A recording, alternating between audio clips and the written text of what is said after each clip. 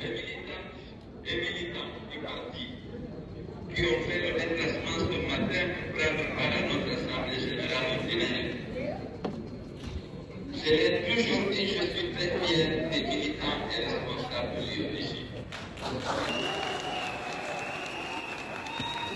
que, comme je l'ai dit, malgré les intimidations, malgré les excitations, malgré toutes les difficultés auxquelles vous vous exposez, malgré les risques que vous prenez, risques sur votre vie, sur votre liberté, vous continuez à soutenir vaillamment l'Union des forces démocratiques de Guinée. Ce n'est pas le président. Nous avons des valeurs. Nous voulons vivre dans un pays juste et équitable. Dans un pays où les droits humains sont respectés. Dans un pays où les libertés publiques sont pleinement exercées par tous les citoyens. Nous voulons que la Guinée soit unie autour des valeurs essentielles de justice et de progrès. Vous avez fait preuve d'une résilience particulière. Parce qu'actuellement, nous ignorons les hostilités et les exactions dont l'UFDG fait l'objet. Nous ignorons l'hostilité de la junte par rapport à tous ceux qui veulent militer et se battre pour l'avènement d'une société démocratique dans notre pays, d'une société respectueuse des droits humains et de libertés fondamentales. Nous voulons une Guinée de paix. Il n'y a pas de paix sans justice.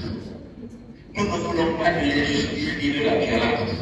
C'est pourquoi nous nous battons contre un régime qui a renoncé à tous ses engagements. Vous avez suivi. Aujourd'hui, où sont Fonike Mangué, Mamadou Billoba? Où sont Maman Kamara? Adiouba même est détenu aujourd'hui dans Alassane David, parce que c'est des gens qui dénonçaient les amis qui militaient pour une Guinée unie autour des valeurs de justice et de progrès. Tous ceux qui veulent s'opposer aux abus et aux exactions de la junte exposent leur vie et leur liberté. Et l'UFDG n'a pas reculé. Vous continuez à vous battre malgré les difficultés. Je dois dire très sincèrement que je suis fier de vous. Applaudissements.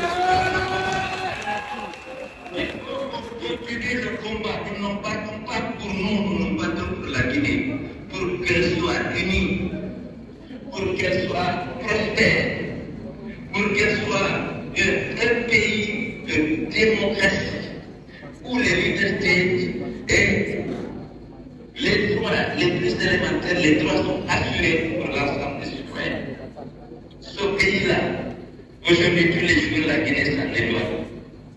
On kidnappe les gens, on les fait disparaître, on les tue dans des conditions suspectes. On se pose toujours la question, qu'est-ce qui est arrivé au général Saniba Koulibaly? Qu'est-ce qui est arrivé au colonel Célestin? Qu'est-ce qui est arrivé au docteur Dubati à Kangam? Tout le monde se pose la question, on n'a pas de réponse. Qu'est-ce qui est arrivé? Où sont aujourd'hui Fonike Mangué, Billoba et Pardon Koumata? Et pourquoi aujourd'hui Adiouba a fait l'objet d'une arrestation brutale? C'est parce que c'est des gens qui voulaient défendre notre pays. Et la FDG, malgré tous les risques, pour les militants et pour les responsables, nous continuons à vous battre. Je tiens à vous féliciter, à vous exprimer ma la constance, pour la loyauté, pour la fidélité dans nos valeurs. Les Guinéens comptent sur nous, l'Afrique compte sur eux aussi, avec la NAT, avec des défauts, tous ceux qui se battent, ils sont moins nombreux. Mais c'est la victoire, leur victoire, parce que c'est la vérité qui triomphera. Je sais que vous êtes tous exposés à une arrestation demain, peut-être même à une disparition, on ne le souhaite pas, mais avec la tête que nous avons en face, avec la constance et la détermination avec lesquelles vous vous battez pour la libération de la Guinée, je sais que vous êtes exposés. Vous êtes exposés, les présidents, les conseillers, les cabinet, les militants actifs, vous êtes tous exposés. Mais vous continuez à vous battre en disant Dieu sait que je me bats pour ce peuple, pour les libertés, pour les droits et pour l'unité dans la justice de la Guinée. Vraiment, je tiens à vous féliciter. Je vous dis tout de suite, malgré les difficultés, nous exhortons à combattre. C'est des risques que vous prenez, vous le prenez pour le peuple de Guinée, parce que c'est Jérusalem. Nous voulons que notre société soit une société démocratique, où le droit d'exprimer du peuple de choisir ses dirigeants au niveau local, au niveau législatif, au niveau de l'exécutif. C'est très simple. Vous avez vu ce qui s'est passé récemment au Ghana, ce qui s'est passé au Sénégal, qui sont des pays exemplaires en matière de démocratie. Nous voulons que notre pays soit comme ça, qu'il y ait l'alternance par les urnes, qu'il y ait l'accession au pouvoir par les urnes, avec des élections transparentes et crédibles, pour que le peuple puisse choisir ses dirigeants et les sanctionner par les urnes si nécessaire, sans la violence, sans la discrimination, sans le tribalisme que nous connaissons. Nous voulons que notre pays soit comme ça. Et ça, nous devons mener le combat et croyez-moi que la victoire sera de notre côté. Vivre après avoir fait le constat et tous les engagements pris par la chose à sa prise du pouvoir, au moment de la prise du pouvoir, mais tous les engagements contenus dans la chaîne de la transition ont été violés. On a abattu plus de 60 jeunes qui tentaient d'exercer une fois, inscrits en bonne place dans la chaîne de la transition que nous avons élaborée.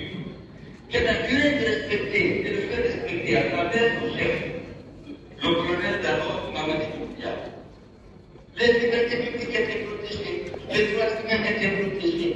Réussirait de ne pas participer aux élections organisées à l'occasion du retour à l'ordre constitutionnel.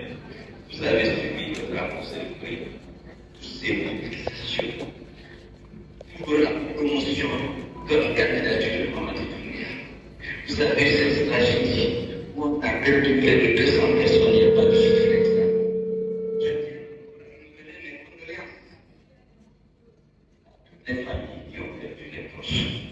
Et puis le Tout-Puissant d'accepter dans son paradis éternel les victimes innocentes de la folie qui s'est emparée, de la folie liberticide qui s'est emparée de la junte qui est sur Conakry. Alors je vais vous dire tout de suite, le modèle lancé par les forces vietnamiennes le 6 septembre, naturellement, vous savez, l'UFDG membre, l'ANADER membre des forces vietnamiennes, eh bien, l'UFDG va contribuer à cette lutte. Pour satisfaire les exigences, nous voulons demander le départ de la junte parce que nous il ne s'agit pas d'exercer de la violence, il ne s'agit pas de casser des voitures, il ne s'agit pas d'agresser des usagers ou des riverains de la route. Il s'agit de montrer qu'on n'est pas content et qu'on exige que la junte rende le pouvoir à une transition civile qui va organiser les élections et restituer au peuple le droit de choisir ses dirigeants avec l'intelligence que la crise actuelle requiert. Nous comptons sur vous. Vous n'avez pas eu peur jusqu'à présent. Il ne faut pas avoir peur. Je sais que les élus sont énormes. Je n'ignore pas les intimidations dont vous êtes l'objet. Les intimidations, même ces opérations de disparition forcée dont on était victime, sont demandées. Biloba, Marwan Kamara, pour les arrestations, dont Ayouba a été victime avant-hier, pour les disparitions suspectes dans les prisons, dont le général Sakban Kibali a été victime, au même titre que le colonel Célestin Binibodi, au même titre que le docteur Kibali est accusé d'avoir expliqué ou violé une justice attendant sans que les deux de ces actes soit une a disparu, elle a été tuée et son corps a été rendu à sa famille. Nous ne voulons pas ça.